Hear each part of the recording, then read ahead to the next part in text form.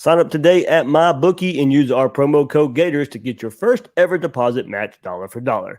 Go to mybookie.ag to bet anything, anywhere, anytime with MyBookie.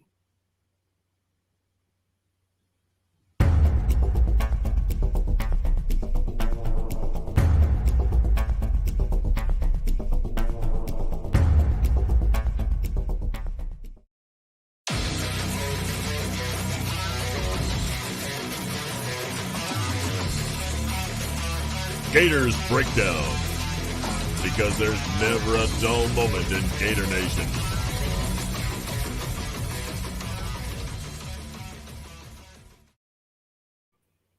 The Gators Breakdown podcast is ready to go. I'm your host, David Waters, and you can find me on Twitter at GatorDave_SEC. Here we are. We finally get to do it. We get to break down the game. We get to look ahead, and we get to do it, of course, with Will Miles from ReadingReaction.com and on Twitter at WillMilesSEC. Well, this is what you and I wait for 8 months out of the year. We get to go, we talk football all year long, but now these 4 months, we get to talk about actual games, actual football, no more conjecture, no guessing, no predictions. Hey, here we go. Well, still a little bit of predictions, I guess, as we move forward throughout the season, but at least we have something to go back and look at. Dave, I thought we were going to take this episode and argue about recruiting. I thought that's what this is going to be. No, hey, it's great. My daughter asked me the other day, "Are you happy to have football back?" And I'm like, "Oh my God, you have no idea." And I think everybody feels that way, but I know you and I do, especially because it's new content, new data points, new storylines, and quite honestly, new sort of hope that, sort of some of the things that we saw the other day. You can see some really special things happening on this Florida Gator team, and that's really fun to watch, and obviously it's going to be fodder for arguments as well, but fun to watch, fun to have the new stuff going on, and fun to see our Gators play. Yep, 35-14 win with Florida over FAU. Probably not the way it played out like many thought it would. So that's, of course, going to be part of what we discuss here, is just how the game played out. I know you guys have probably already listened to my review. You've probably already read and listened to Will's review as well over at Reading Reaction and on Twitter, his YouTube over there for Reading Reaction as well. But we finally get to come together again and put our thoughts on it. How we've done the last 4 years. Here on Gators Breakdown, so we'll get to do it again here this episode. But Will, man, Gainesville, fun time. I know you'll be in town for Bama. I was really impressed with the first game versus FAU, the turnout, the tailgating. We got to see a lot of people that I've met for the first time that listen to Gators Breakdown, that or interact with on Twitter. But Gainesville, I rolled up about probably 7:45 with the Harmonic Woods guys. Tailgated way too long there. I think I have found that I'm too old for that all day. When you got to work at the same time. If I was there just to tailgate and go to the game, different story. But doing it with Gators Breakdown, maybe not the best move from here on out. Well, there were a couple of guys from that Harmonic Woods tailgate who I was worried about whether they were going to make it to the game a couple of years ago when I was there. So they definitely have a good time, and I'm sure you had a good time while you were there too. But the 7:30 games are interesting, right?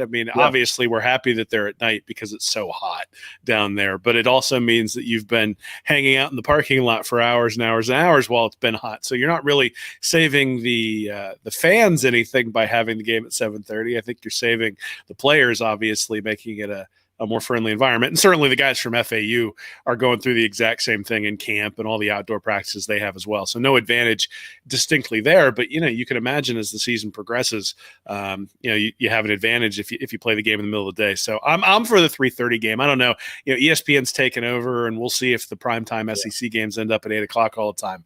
But those 3:30 games are fun, and that'll be fun a couple of weeks when Alabama comes to town. Yeah, absolutely there. All right, here we go.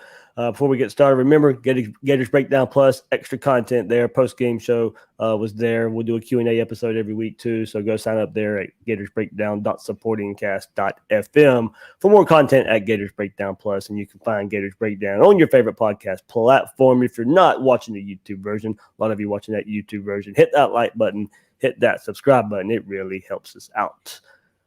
We'll start with Mullen's Monday press conference. We still got that on Labor Day. Well, wasn't sure we were going to get it till they sent the email out on Sunday. Say, all right, we will have Mullen tomorrow. So okay, there we go. We know we have something to talk about there with Dan Mullen. Plenty, of course, the conversation going towards quarterback. All eyes on the quarterback spot for the Gators right now. Look, a lot of eyes will be on the quarterback position anyway. But with what happened and what transpired Saturday night between Emory Jones and Anthony Richardson, of course, all eyes on the Gator quarterback spot. So going and extending the conversation, what Dan Mullen had to say in his press conference here, Willie says Richardson knows the offense. It's just the experience of making all the reads and the checks within the offense. Made some spectacular plays, but missed some very simple checks within the offense. You can speed up that timeline and make it work however you need to, but obviously it's best to get them that experience over time. So going back to the post-game Saturday night, and Mullen says both of them, both Emory and AR, have the experience or both have the ability for explosive plays, and that he's confident with both quarterbacks, and that Emory is the starter. So no surprise still there, Will. An expected comment from Dan Mullen right after the game, right after the press conference, the press conference after the game as well. No surprise there in saying Emory Jones is still going to be the starter, and basically he's going to lead the charge this week going into USF, and probably a pretty good competition there. Well, you probably hear my dog barking in the background, but there we go. Pretty good. I guess my dog Oliver has a thought too with the quarterback situation. So I'll have to go ask him what he's saying. But it is an expected reply from Dan Mullen, and what we were getting right after the game, the press conference a few minutes after the game, here on Monday as well, of basically kind of riding with the experience factor right now, and when it comes to this quarterback position. And look, we'll always go back to it shouldn't take one game for however Dan Mullen felt about Emory Jones and AR, it's not going to change after one game. And and most coaches think that way as well. Now, more as you said the word data point earlier, more data points that are out there, then you can start adding that to the decision making and when and where you'll make a change. But game 2, I think if you may want to change, you may not want to change. But I think if you polled Gator Nation and thought if a change was going to happen with Dan Mullen as quarterback, or your quarterback coach and head coach, you'd probably, a lot of them out there probably know he's conservative in that regard. An immediate change probably isn't going to be made. So with what he said in a change and talking about starting quarterback, who's going to start, is there a competition, is there a controversy? For Mullen, you knew he was going to say no. Yeah, I mean, so there's a couple things here. I mean, yes, that's exactly what we knew Mullen would say. That's what we expect Mullen to say.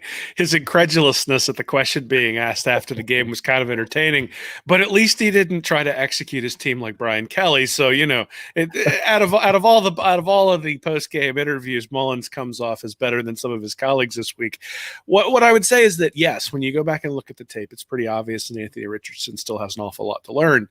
The problem that you're running into, or at least the thing that I think most people are starting to lean towards Richardson, is because it also looks like Emory Jones has a lot of those same things to learn.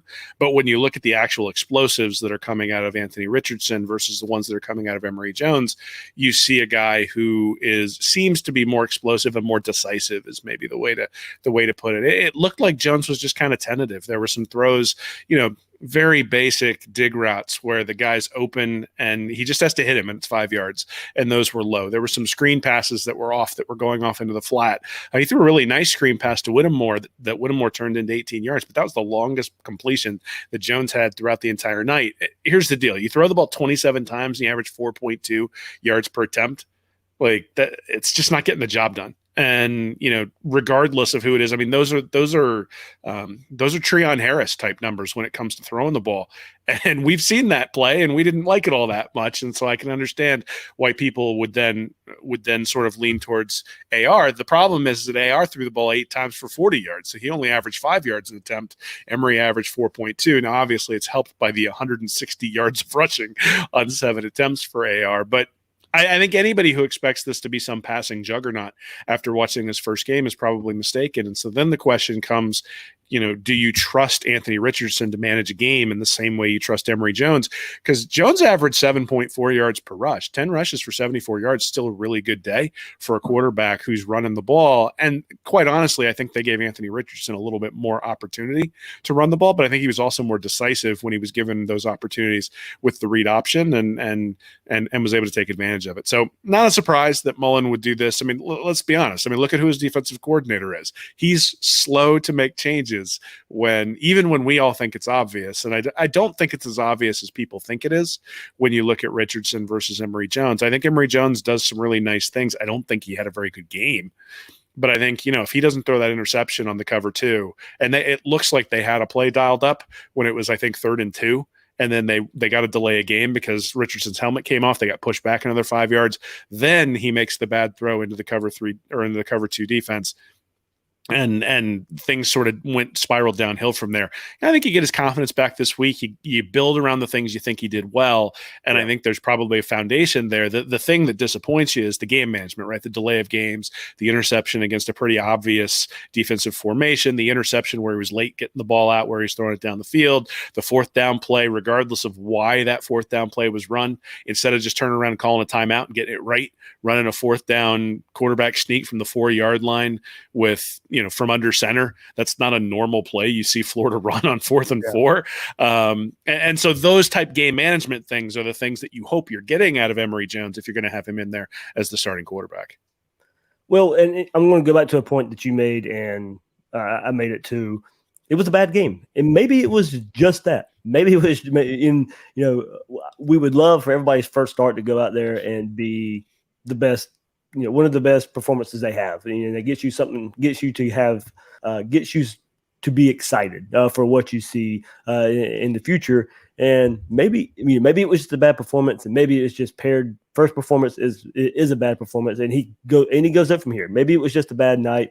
Maybe the pressure did get to him. Maybe it overwhelmed him in that regard. Maybe that was some of it. You mentioned there the turnover. The first couple of drives we're not. You get Florida up 14-0. And as Mullen said, was it perfect? No. There's probably some reads he missed, some throws he missed in those first couple of drives as well. But converting 3rd downs along the way, those first couple of drives as well. It did seem he was more comfortable. And now, don't get me wrong. You could also say, well, okay, those were plays they scripted. Those were plays they had ready to go. Of course, he should be comfortable in that situation. So, yeah, you could play that way with it as well.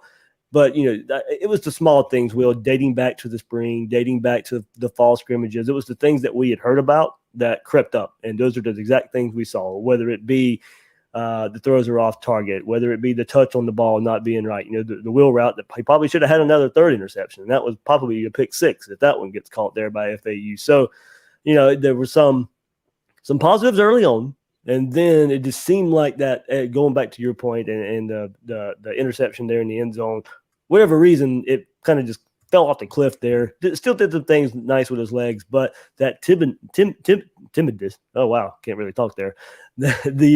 Him just being timid with the run game, that's what rubbed me a different way. I can understand being timid in the pass game once you throw that interception, but it seemed like the timing was thrown off everywhere else as well, whether he was late making a decision, whether he should hand the ball off to the running back or, keep it for a keeper as well and get some yards himself. Early on, he had some nice plays with those legs, whether it be design runs or a called pass and making something happen with his legs there as well. It just seemed like once that interception happened, it affected his entire game, not just the passing game. Yeah, I mean, so I think there's a couple things. Is to be fair to Anthony Richardson, his plays were probably scripted too, because he only really ran 15 or 20 plays. So if you think about that, think about the way Mullen talks about building packages. He had some drops too from receivers. Absolutely. I mean, the touchdown, or it should have been a touchdown to Henderson on the throw in, that went right through his hands, even though I think they got the pass interference on that call. There was another play that I think people are calling it a drop by Frazier's, but I think it was a little bit behind him. It's kind of hard to see. The Bowman swing pass, I think, too. Yeah, there was one a couple he threw out the wells that were, one was inaccurate, one was accurate. Look, I think the reality is if you're going to give Jones credit for his first 2 drives and getting 2 touchdowns for scripted plays, then you sort of have to say the same thing for Anthony Richardson when you talk about the number of plays that he played, is that chances are a lot of those plays are sort of the ones that they had repped with him in practice over and over and over and over again. And if you asked him to execute 65, 70 plays in a game, you might have seen the same thing, where after you get past the first 15 or 20 he's really comfortable with, maybe things start to go downhill. Now, the difference is, and I'm going to post something on this hopefully later tonight, is there were some opportunities where Florida had read option plays called, where if Emory Jones had held onto the ball, the defensive end collapsed. And if he'd have held onto the ball and run around the corner, he would have had the same 73-yard touchdown that Anthony Richardson had. And it turns out Anthony Richardson kept the ball on 2 of those and wound up with almost 100 yards rushing from the 2 read options that he had where he kept the ball when the defensive end crashed. And those are huge, huge things. One, they're explosive plays, right? But the other thing is that you're not setting up in 2nd and 7 and then having to throw the ball at that point. And those are the things. I mean, it was obviously more explosive when AR was on the field, right? I mean, you had 4 explosive plays while Emory Jones was the de facto starter there in the first half in the third quarter, and one of them was an Anthony Richardson run when he came in to replace him. 2 were Malik Davis runs, and then 1 was an Emory Jones run where the coverage was pretty decent, and then he ran for a first down. Anthony Richardson, when he was in there, was responsible for 5 explosive plays. 4 of them were his runs, and then 1 was the pass to Jamarcus Weston, which was actually a pretty nice throw. I think he could have led him a little bit more, and maybe that turns into a touchdown. At the same time, one of the reasons that I tout accuracy so highly from high school to college is because when a guy's wide open to where you can underthrow him and he can sit there and still catch it, that means you're throwing it to the right spot, right? And so I think that's a promising sign that he was able to pick out where in the zone was going to be open, find his guy, and lay it in there. And let's be honest, on 4th and 4 or whatever it was, you don't want to miss the guy by a foot, right? You want to put it in there and make sure you can root the 4th down. What's that? And make sure you put it in a spot where he can at least catch it. So, I mean, look, Mullen's not stupid. He saw the same thing we did. The offense looked different when Anthony Richardson was on the field. But he's also not stupid. He's watched these guys in camp. Now, he's sort of brought this on himself because he's been somebody who's been praising Anthony Richardson pretty much ever since SEC Media Days. He brought up Anthony Richardson at SEC Media Days. He brought him up after, in fall camp after the first scrimmage without anybody really even asking a question. And so, and since they've had everything closed, nobody's been able to see it, right? Yeah. So nobody's been able to see what's going on. So you've got the head coach out there praising the backup quarterback, and then all of a sudden the backup quarterback outplays the starter, and he's surprised that people are asking questions. At the end of the day, we all saw the same thing. But again, I go back to a few things. One is that these guys are going to get nicked up over the course of a season, the way they were putting down their heads and actually running into the defenders. And so you're going to need both of them over the course of the year if you're going to be successful. And then the other thing is that it's really effective to have a guy like Anthony Richardson come in as a change of pace. I don't know that he's prepared to be a 65, 70 play starter. I think there are going to be things the defense is going to be able to throw at him that will confuse him much the same way that it'll confuse Emory Jones. The question is Jones going to be able to pick it up faster so that when Nick Saban puts something in week 3 to confuse the quarterback, he just either takes the sack or goes and runs instead of throwing it into the teeth of a defense because he gets fooled. And that'll sort of be the difference between the two. Well, part of the way I think is to how I think the coaches will think as well. So Emory's going to be the starter versus USF. We can debate if that's the right move or not or this early in the season. It probably still is. Would we be flabbergasted if AR was named starter? If Florida rolls out there Saturday at 1:00 and AR starting, well, you'd at least have something to point to and be like, okay, well, we can see why. It wouldn't come out of nowhere if it happened. But I think we expect that. So I'll ask you the question. Should Emory start versus USF? And a lot of fans are asking that questions, or a lot of fans have even made the determination already that they are already ready to see the change. My thing is either way, if Emory starts, and I expect him to, and I think he should, I think he should too. Just make sure that game one is not just an off night. Make sure whatever you think he was before game one. See if he can go out there and do those same things that you thought he could when you named him the starter, or when you pegged him the starter over Anthony Richardson this year. I still expect to see AR more. The explosions cannot be overlooked, and I think now he's proven right now, at least in one game. And we all know it was FAU, and we can grade on that scale however much we want to. but it has much proven, going back to what you said, the offense was just more explosive. More explosive came from Anthony Richardson being on the field. So whether Emory Jones is a starter, maybe that percentage we thought going into the season, hey, will it be 60-40? Will it be 70-30?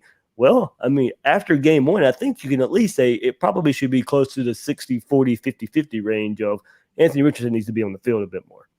Yeah, I mean, I think if nothing else, we've been asking for years in Mullen's offense, really, for a guy who can take the ball to the house every time he touches the ball. And Anthony Richardson looked like that guy the other night, right? And so you can't keep that guy on the sideline for an extended period of time. At the same time, you know, there's more to playing quarterback than just being able to get yourself out of a sticky situation. So one of his runs the other night came where there was a corner blitz, and the hot read is to hit the guy coming on the slant, who, you know, from where the blitzer is. It's there, it's open. That's the play. You throw the play. Now he's able to sidestep the blitzer, and then he ends up running for 25 yards and bowls somebody over. And it looks great. And everybody gets excited, but it's not the right play. And over time in the SEC, like, you can't do that against Alabama. Somebody will bait him into that. And you can't do that against Alabama. The linebacker will make the tackle, right? And so the thing is that there are things you have to do that are right. And then there are things that you can do to improvise, and you want to be able to improvise when things break down. But on something like that, like seeing that corner blitz right in your face, if you see him well enough to dodge, you should have seen him when he was coming, and the way he was facing, he should have seen him. Those are pretty basic quarterback 101 type of things. Emory Jones has been in the program for 4 years. And so if Dan Mullen looks at that and says he's prepared to deal with those types of things in a way that Anthony Richardson is not, then absolutely Emory Jones needs to be the starter. Now, the question then becomes, is he able to effectively deal with those sorts of things, right? If you see the same corner blitz and Emory Jones takes off and runs too, then what's the difference, right? The difference is Anthony Richardson seems to be a little bit more explosive, and I think you probably put him out there. So I think the thing you want to look at is those sorts of things. The checks at the line of scrimmage were things that Dan Mullen noted at his press conference today. That's not something you're going to necessarily know just by watching the tape, and you don't know what they've called. You don't know whether they're checking different directions of the running game. And when you look at a guy like Malik Davis going for 100 yards on like 14 carries, you know, was that because Emory Jones was getting them into the right play up at the line of scrimmage in a way that Anthony Richardson may not be able to do? So those are things that Mullen's going to have to gauge. And one of the things that I think is a check in Emory Jones' ledger. But, you know, the problem is that 73-yard run is a really big check in Anthony Richardson's ledger. And so, yeah, you're going to have to get him out there on the field. I think what you said about sharing time is probably accurate. And I think if Florida hadn't been playing for a national championship back in 2006, that Leak-Tebow relationship would have skewed far more towards Tebow as that season had gone along. But because they were in the running for a national championship, and because Chris Leak, quite honestly, was playing pretty well, you know, I think that they were more willing to let it be what it was. But I think had they lost a couple of games, had it been, you know, hey, we're 7-3 going into the last couple of games of the year, would Tim Tebow have gotten the reins to play those last couple of games? I think he would have. So I think some of whether they go to Anthony Richardson at a higher clip may be controlled by you know, what happens over the course of the year and what happens in some of these games early on. You know, if you get beat by a lot against Alabama and Emory Jones looks kind of like he did against FAU, then you see that transition coming much, much faster. If you get beat by a couple of points by Alabama, or even beat Alabama, and Emory Jones, even if he doesn't look great, if Emory Jones is out there doing the right checks and getting the team in the right play and making sure the offensive line is comfortable with what they're doing in the run game, then it's a whole different story. Yeah, if what happened Saturday continues throughout, basically going to one of your situations there, then the question becomes, when does AR's raw talent outweigh the experience? And how much can he make up for that? It's basically encompassing all that here. So, look, I for one just think it was a bad night for Emory. I think he looks better on week 2 versus USF. We'll see how much better. And but I also expect AR to take that experience from game 1 and look better as well. So, you know, what's the baseline? What's the ceiling there for both these quarterbacks now after the first game? But I don't expect to see the Emory we saw Saturday night versus FAU, the same one we see versus USF. You know, there can be many factors there, and you can say those factors aren't right either. You know, or we shouldn't have seen those factors come into play, whether it be too much pressure, whether it be falling apart after the interception and not being able to bounce back there, or maybe just for whatever reason, just not ready to go in year 4 under Dan Mullen. Whatever that is, maybe all that's true, but that was a week 1 thing. Transition to week 2, we see better quarterback play there from Emory Jones.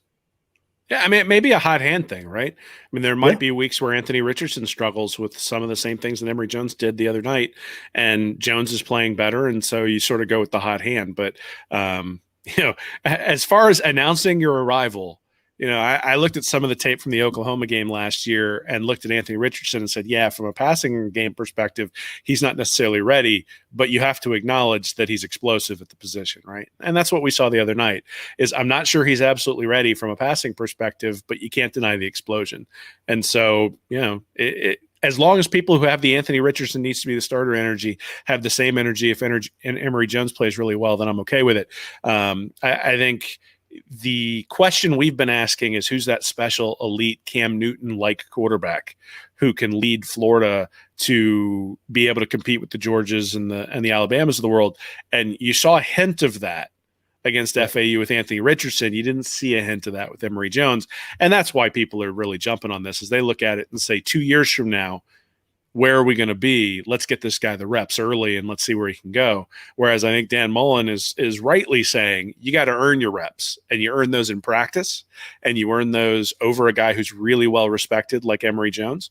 And so that's sort of the situation. It's a lot like, I've heard Kelly Bryant and Trevor Lawrence. I've heard Jake Fromm and Justin Fields. And then also you could think about Jalen Hurts and Tua. Obviously the guy who was the incumbent starter, a little bit different situation in each of those, but in each situation, those were guys who were really well respected by their teammates, and making the change for the coach was a really hard call.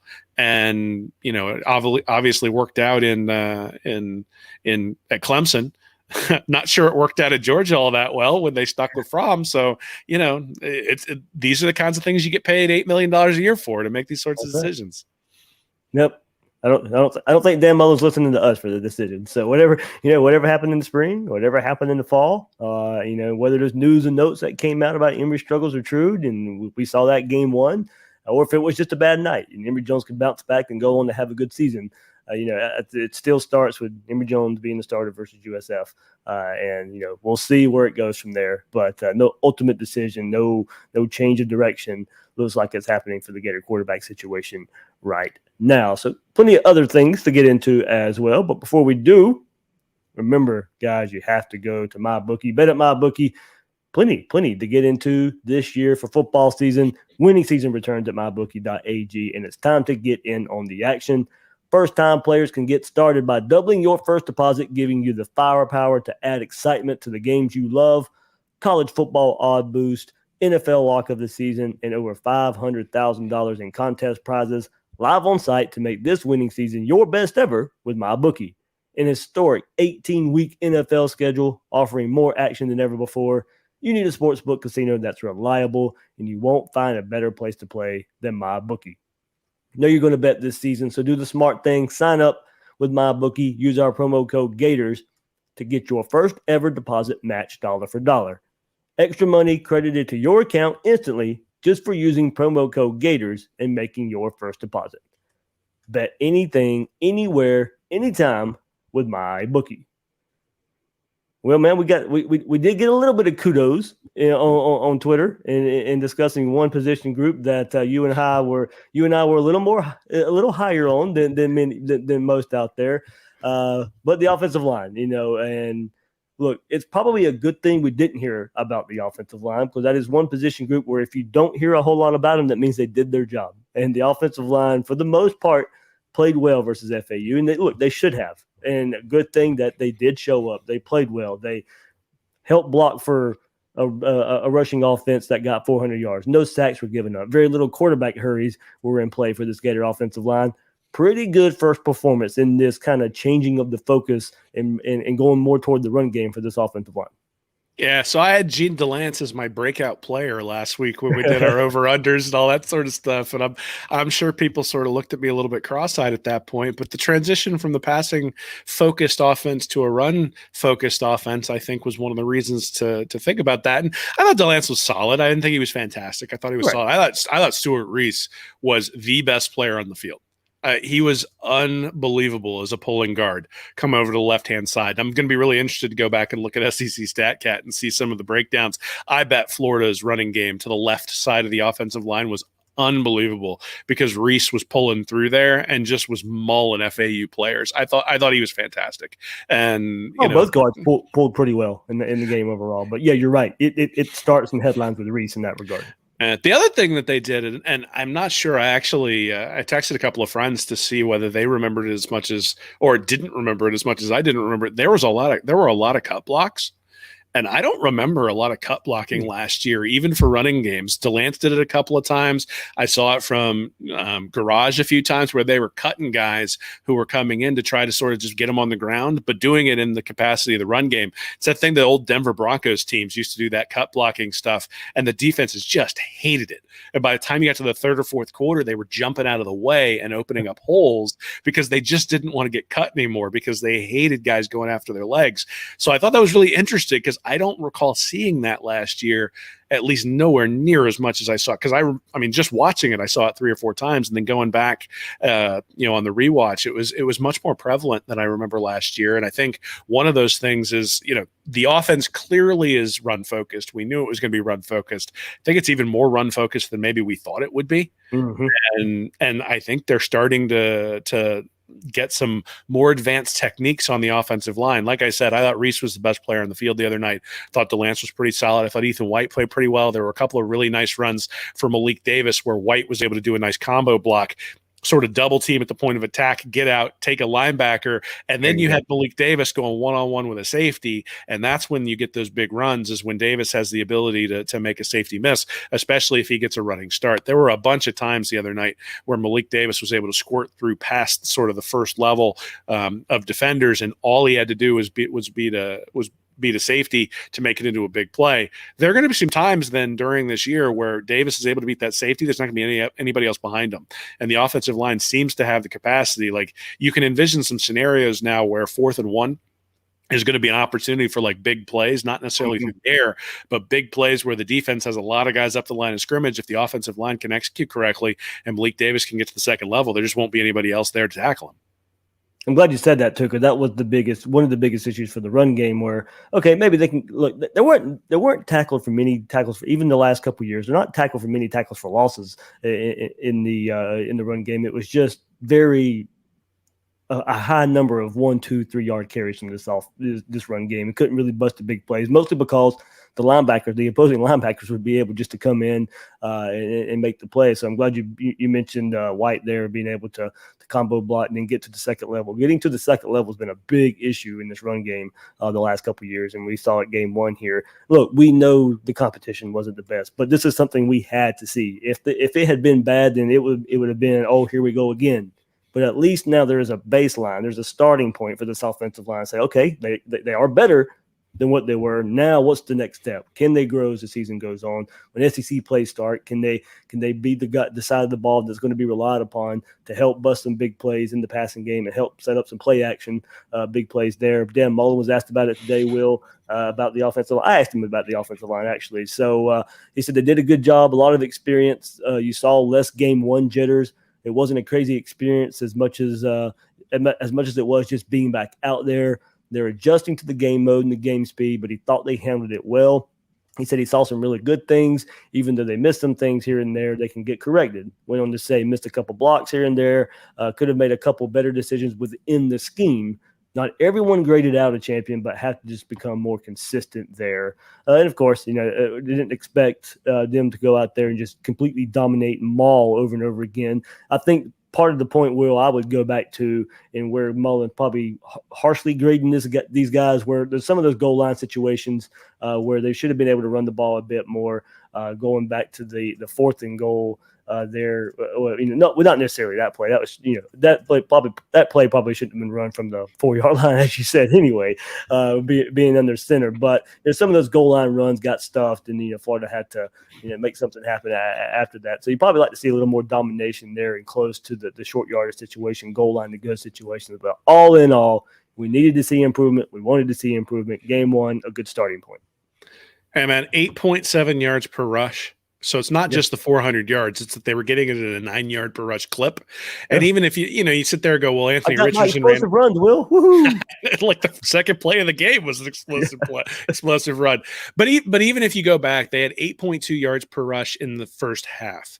And so it's not just that they got the 160 yards from Anthony Richardson and that boosted up that yards per play average or the yards per rush average. It's that they were consistently getting 3, 4, 5 yards every time they handed the ball to a running back. And then they'd bust one for 12. And then they'd bust one for 18. And then they'd bust one for 20. And, look, 46 rushes, 35 pass attempts, which is good because they didn't throw the ball very well. But, 8.7 yards per rush. If you'd have told me coming into the game, if they were going to run for eight or 9 yards per rush, what would the score be? I would have said we score 60. Yeah. I mean, because at the end of the day, I would have expected the passing game to be a little bit better. I would have said, even against a team that isn't great, that's pretty good. And then the other thing, and this is something that I do think we need to take into consideration, coming into the game, it was pretty clear that the defensive backs for FAU and the defense for FAU was their strength, that their offense was not the strength of that team. That the defense last year was like a top 20 defense, and the secondary was like top 13, I think, in terms of how good they were. And a lot of those guys were coming back. And a lot of those guys were super seniors. So to be able to take a defense that was top 20, granted they didn't play any big boys last year, but still top 20 defense with pretty much everybody coming back and just maul them up front, I think is a testament to the offensive line, testament to John Hevesy, who's obviously taken an awful lot of criticism, some of it deserved for last year's play and also for recruiting. But if you're going to do that, then you got to come back and say, hey, look, Ethan White, who was one of those 3 stars that everybody derided when he was brought in, is now playing on that offensive line and playing well. Stuart Reese, who struggled last year, looked fantastic. You got Agwaquin, who was out there playing really, really well at center, a couple of nice combo blocks for him as well. So yeah, I mean, Malik Davis looked like Malik Davis from a couple of years ago, but at the same time, he was able to look like Malik Davis from a few years ago because he wasn't getting hit right off the bat. And that's the offensive line looked really, really good, and that's a great sign for Florida. And it's a great sign that I guess I said that Stuart Reese was the best player on the field. Non-Anthony Richardson edition, he was the best player on the field. But when one of your offensive MVPs is an offensive lineman and you want to have a run-based offense, that's a really positive thing, obviously. Yeah, good to see for Reese too. He played mostly in this offense at Mississippi State. This is what he's used to, so should be a welcome change of pace for him. I played in this offense. Well, you mentioned Davis, Rick Wells as well, having big games, and Mullen was asked about that, and we'll go to it as well. Yeah, this was a game for veterans, and a lot of veterans showed up, made some plays for the Gators there. So Mullen was asked about Wells and Davis having big games, and whether that speaks to the program culture and the older guys getting still these opportunities. And said guys grow, they gain experience. A lot of guys transfer out, grow and learn, and have good careers that way too. But it's just more about your development as a player. Those two, he singled these two out. When asked about them, they took different paths. Malik hit speed bumps due to injuries, and Wells was just more of a development-based project, basically is what Mullen was saying there. He needed to be developed and played behind some really good receivers the last couple of years. It's going to be hard to break through when Florida had those receivers they had. He said neither of these guys were discouraged, put their head down, grinded just to keep working. And I'm going to extend it. That goes for Zachary Carter, Jeremiah Moon, Trey Dean, who all had good games as well. Florida had some veterans out there making big plays, strip sacks. Jeremiah Moon rushing quarterbacks and getting a sack, living in the backfield, especially in the first half of this game as well. It was good. Trey Dean, who has been bounced around all over the defense, and he's in his 4th year now, and maybe has found a home at safety. Had 6 tackles and that was second on the team. Tied for second on the team behind Ventrell Miller with 7. You had a lot of veteran guys out there making plays both sides of the ball. Good for them. First game, their last go around here for the Gators, and at least in game 1, they've been able to live up to these veterans that are going to be starters, need to be counted on, be leaders out there. And then look, they went out there and put some stats up, made some plays. Yeah, I thought Jeremiah Moon at linebacker was really interesting. You go back and look at the rewatch there, and he did a really nice job of taking on the pulling offensive linemen or pulling tight ends who were coming into the hole. Some physicality that Florida didn't necessarily have last year. You wish that was Ventrell Miller and Diabate who were doing that, because I think they're a little bit more physically gifted. But to move him to inside linebacker and say, hey, we're going to take advantage of your physicality, because his pass rushing skills the last couple of years have been relatively limited, and and clearly they've got some pass rushers on this team. There were some really nice plays by not just Carter, who obviously puts up 3 sacks and is sort of the star on the defense, but you look at guys like Cox, who you think is going to come on throughout the year, but and Mullen, and then Antoine Powell had a couple of really nice plays. Had the one where he had the roughing the passer, but had another bull rush that people I know have probably seen out there on Twitter, where he came in and made a really nice play. So yeah, I mean, look, I think Wells is the guy who you looked at and said, if I was going to pick somebody to replace Kadarius Toney on the inside, not replace his ability, but replace sort of that spot, that Wells was the natural person to put in there. I think, guys like Shorter and Copeland are guys who have a lot of experience, who we'll see how they adjust, right? I mean, Copeland only gets the one pass thrown, or one pass completion. He had a couple thrown his way. Shorter has the 4, but basically on bubble screens. That I'm going to be interested to see how the receivers, whether they get frustrated as they're switching from this offense where everybody went to the NFL to now you're switching to an offense where, just getting the ball thrown to you accurately 2 or 3 times a game may be a challenge. But yeah, I mean, look, we came into this season saying that it was weird because the best players on Florida's team were on a defense that was just atrocious last year. But it was Ventrell Miller, it was Trey Dean conceivably, it was Kyrie Elam, it was Chris Bogle, it was Amari Burney, it was Diabate, it was Gervon Dexter. Those were guys that you're just sort of listing off and saying, these are the guys who have to be the stars on the team. And so to see some of those older guys step up is obviously heartening, though I still think there's quite a bit of room for improvement when it comes to the defensive side of the ball. Exactly where I was going next, Will. What can they do better? You and I were texting really early on fourth. They looked a little tentative, looked a little slow. Some of the angles being taken because they're playing so – these go together. The angles and the pursuit because of the cushion they're playing. And some of these DBs back there, they're playing so far off. The receiver or the running back out of the backfield catches a pass, and these guys are having to run up, come up, make tackles. The angles are wrong sometimes. Now, look, I did like the fact that the physicality part of tackles definitely looked better than it has in 2018, 2019, 2020, when Florida would just get out physical and just bounce off of guys. We didn't see that. Usually, if they got there and made contact, they made the tackles more so than we've seen early in the season in years past. But we still saw some of these weird angles. They would take themselves out of a tackle, out of a play, just because some of the angles. Diabate was guilty for that a couple of times. Travis Johnson, Avery Helm, those are the guys that I noticed it more so than some of the others. But Will, just first of all, the cushion in and of itself, it's 3rd and 4 and you're 10 yards off, and makes an easy completion, easy first down for these offenses. Will, I think you and I have talked about this before, and I brought it up a couple of times. I don't remember them doing that in 2018, 2019. Maybe we missed it. I don't remember them backpedaling, right before a snap, and then you're backpedaling when the ball is snapped. It's going to be hard to recover in the first place, and then and you're so far off, you're having to come up, make a tackle there, and that's just been an issue we saw that I don't remember seeing early on with Todd Grantham. But with those angles, or with that cushion, we've seen bad angles and bad tackling take part as well because of that cushion. Yeah, I think they were able to do it in 2019, but I think having guys like David Reese really makes a difference when you start playing those sorts of defenses. So there was a play that I highlighted in my recap article where they basically had 3 guys in the zone across pretty much like a yard behind the first down marker.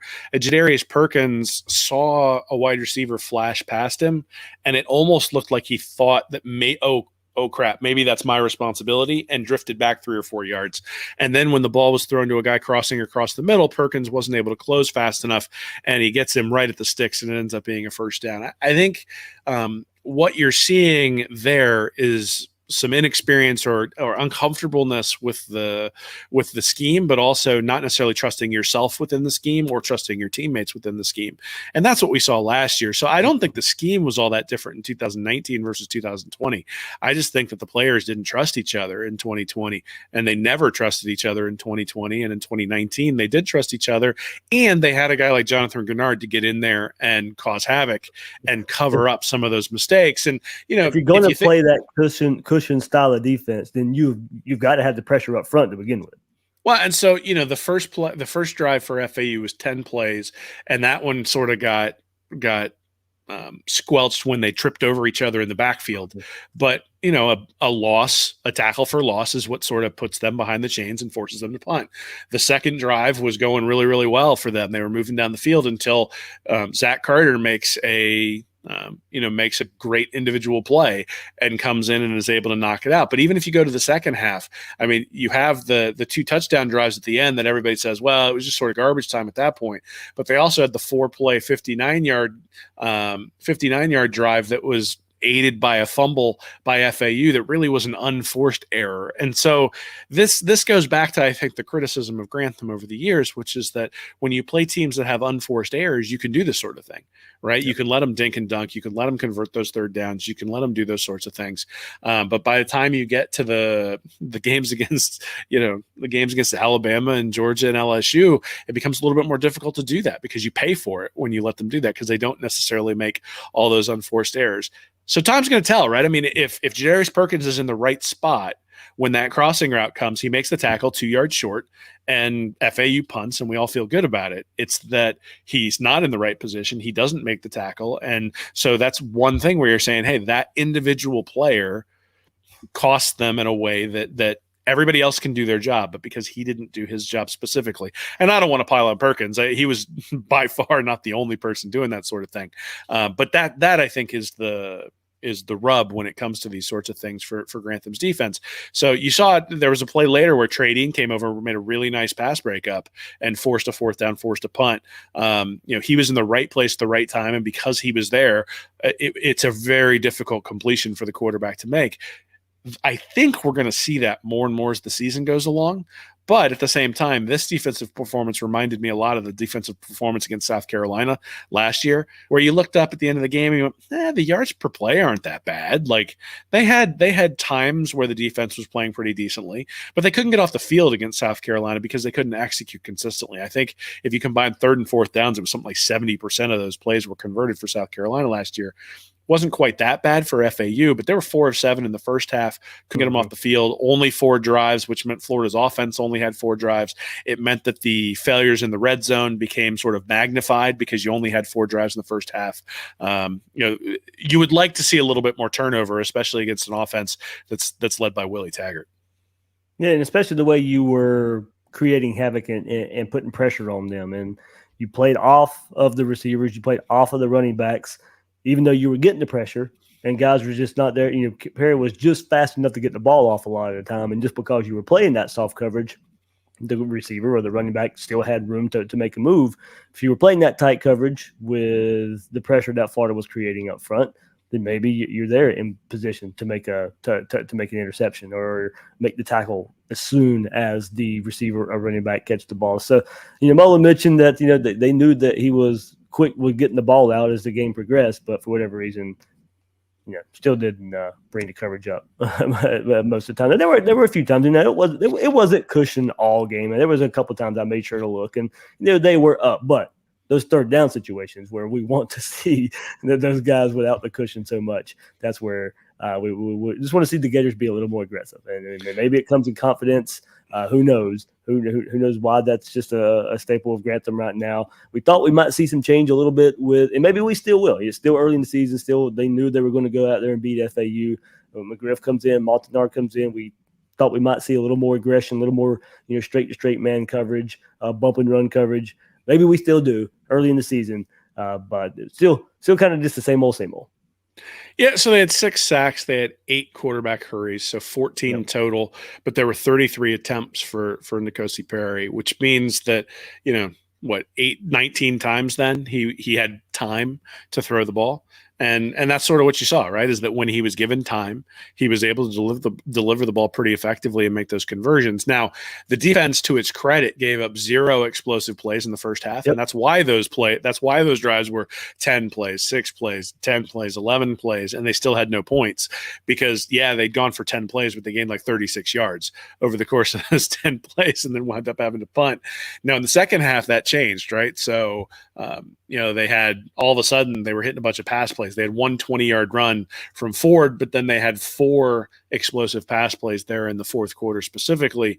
And they were playing a little bit of prevent, but the whole point of a prevent is to prevent the explosive plays. So, if you're going to play a prevent, you want them throwing the ball to the outside, gaining 10, 11, 12 yards at a pop and wasting clock. If you're giving up 39-yard passes and 46-yard passes, it really defeats the purpose of playing off. And anybody who's saying that, they played off a lot during the game anyway. So, yeah, I mean, look, I think there's obviously places to improve. I think we said that last year after the Ole Miss game, said that after the South Carolina game. Unfortunately, we were still saying that after the Alabama game. That'll be where the proof hits the pudding here, is if we look at USF and say, all right, a team that was really bad against NC State, they got shut out against NC State. Should Florida be better than NC State? Absolutely.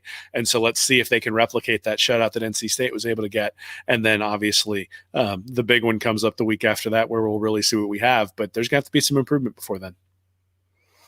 All right, Will. So here we go. Finishing up just some news and notes here from Dan Mullen's press conference. Did mention that they were without defensive lineman, Jalen Lee with an ankle, Humphrey's wrist, Christopher Thomas on crutches, with a leg injury. Lamar Goods, not really sure what's going on with him there. Didn't mention Jalen Lee might be back this week versus USF. Did confirm that nickelback defensive back Kamar Wilcoxon said he did have surgery. Last week Mullen downplayed it after Wilcoxon pretty much confirmed that he was going to be missing this season. Did say that he had surgery. Wilcoxon will now miss this season for the Gators. And this was something that caught everybody's eyes there in the press box Saturday night. We did see Andrew Chatfield at the Gator Walk. We saw Andrew Chatfield on the field during the game. Mullen says he played. I don't remember seeing him on the field. Maybe it was late in the game, but he did say Andrew Chatfield was out there playing Saturday night. But Mullen quote here on Monday, his press conference about Andrew Chatfield. Yeah, he played in the game on Saturday, Mullen said. That would be up to him, I guess, more than us. I mean, there's nowhere to go right now, so he's still here with the team. So that means, he's still getting the scholarship. He's still there getting the scholarship to go to class and be part of this Gator team. It is interesting that he's even tweeted Chatfield himself saying that he was going to leave Florida, transfer out. So maybe some things have changed, but still with the team, still involved with the team. You don't see that too often when guys mention that they're going to be putting themselves in the transfer portal. But Andrew Chatfield still with the team right now and playing, says Dan Mullen. Yeah, I mean, this is the new age of the transfer portal, right? Is that you look at your options, and sometimes your options aren't as good as maybe you want them to be, and that's one of the problems with the transfer portal. At least the way it's been configured, is there have been a lot of people who sort of have left programs where maybe they had a better situation in the places that they've wound up at, and obviously at the time he announced it, you sort of wish him the best, and now all of a sudden you see him on the field, so. Hey, he's a young kid, right? Young kids look at their options, get frustrated, and say, hey, I could do this someplace else. But after probably taking a little bit of time to think about it and go back and talk to Mullen about it and talk to Grantham about it and said, you know what? Like, at least for this year, there isn't a better option. Let's go out there, do the best we can. And if he goes out and puts up 3 or 4 sacks and plays in a backup role and is a team player and a huge contributor, then, what program wouldn't want a guy like that? Come February when teams are looking for those sorts of players and looking to fill those sorts of holes. So I think it behooves both programs it behooves both parties here, right? I mean, it behooves Florida because you got extra depth out there and a guy who knows your scheme and a guy that you've been developing over the last couple of years. But it also probably behooves Chatfield to be out there and play because, 1, you stay in shape, 2, you stay in good standing academically, and 3, you're attractive if you put things on tape that's going to be attractive to the next place you want to go to. Yep. So, we'll see what kind of contributions he makes as the season goes on. But interesting storyline to follow as we go through these games here this season.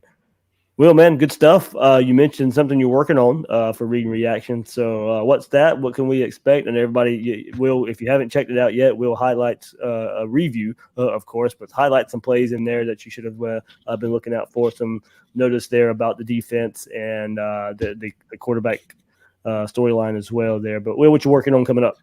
And so I'll obviously have a preview for the USF game coming up later this week. And then I'm working on something right now looking at the running game from the other night with FAU. But really the difference between Emory Jones and Anthony Richardson. And that's the place, I think, where if you said, I want to see decision-making improve for Emory Jones, I think if he does that, then a lot of the noise is going to stop. So those would be sort of the two things I'm working on this week. And then I've got a Kirby Award to give out this week. And, Florida fans are going to appreciate who I'm giving it out to this week, because it's going to be somebody near and dear to every Florida fan's heart in terms of somebody who might earn it in the program who's going to get it. Awesome. We'll be looking out for that one there from Will. His Kirby Award going to the coach who doesn't put the best foot forward, I guess is the best way to put it. Yeah, that's a nice euphemism for the coach who's the most like Kirby Smart on a week to week basis. No, it's trying to point out, trying to hopefully teach people, the things they should be looking for when they're asking for a coach to be fired. Why would you look at somebody and say, hey, this decision making is flawed during the end game type of coaching? And Dan Mullen's had a couple of those while he's been here, but he's had more where he's had good games than bad. And, so it's always fun to sort of be on the lookout for who's going to get that award every week. Yeah, absolutely. So, all right, be on the lookout for it at readandreaction.com and on Twitter for Will at Will Miles SEC. I'm your host of Gators Breakdown, David Waters. You can find me on Twitter at GatorDave_SEC. Guys and girls out there, thanks for listening to this episode of Gators Breakdown.